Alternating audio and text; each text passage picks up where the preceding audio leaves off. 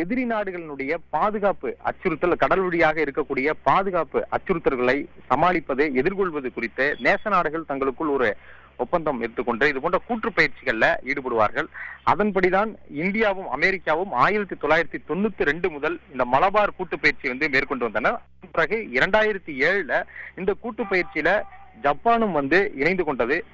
தொடர்ந்து இந்த கூட்டு பயிற்சி 3 நாடுகளும் இந்தோ ஆசிய பசிபிக் கடல் பகுதிகளில் ஒவ்வொரு வருடமும் இது போன்ற பயிற்சிகளை அவர்கள் மேற்கொள்கிறார்கள்.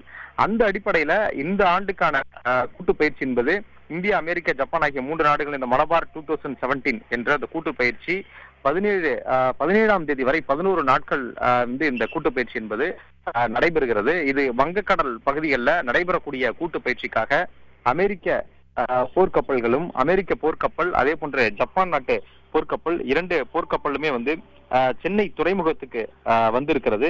இந்த கப்பல்கள்ல, இந்த போர்க்கப்பல்கள்ல அதிநவீன தளவாடங்கள், அதாவது அந்தந்த நாட்டு போர்க்கப்பல்கள்ல அவர்கள் பயன்படுத்தக்கூடிய அதிநவீன தளவாடங்கள், அதே போன்று உள்ளாரையே பார்த்தோம் என்றால் ஹெலிகாப்டர், அதே போன்று சிறிய ரக கப்பல்கள் என இது எல்லாமே இருக்கும். அவர்களுடைய செயல்பாடுகள் குறித்து விளக்குவார்கள்.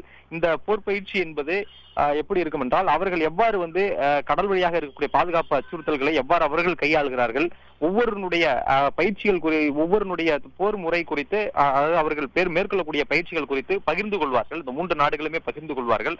அனைவருமே சேர்ந்து இந்த பயிற்சிகளை ஈடுபடுவதனால இது மேலும் அவர்களுடைய பாதுகாப்பை எவ்வாறு நம்ம இன்னும் பயிற்சி மேற்கொள்வது என்பதை இன்னும் கற்றுக்கொள்வது, அதாவது மேம்படுத்துவது போன்ற ஒரு பயிற்சியாக இது அமையும்.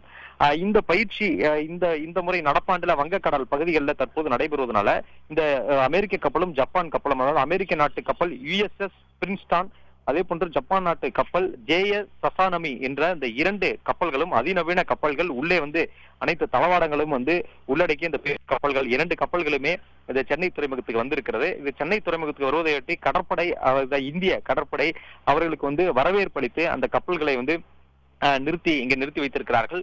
நாளை இதற்கு குறித்த ஒரு செய்தியாளர் சந்திப்பு அனைத்து நாட்டு அந்த கடற்படை தளபதிகள், இந்த 3 நாட்டு கடற்படை தளபதிகளுமே சந்திப்பார்கள்.